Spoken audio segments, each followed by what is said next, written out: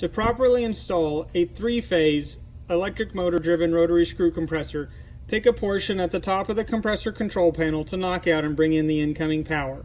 Place your incoming power wires on L1, 2, and 3, and then bump the compressor to check for proper rotation. If rotation is incorrect, swap L1 and L3 to change the rotation of the compressor package.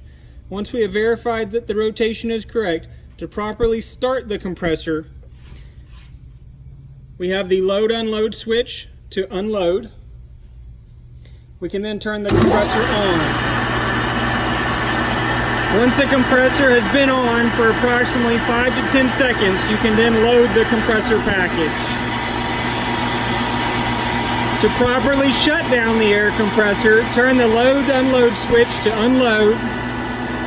Wait for 5 to 10 seconds and then turn the compressor off. By doing this, we will ensure that the inlet valve has time to close and that the compressor functions are operating properly during the shutdown process.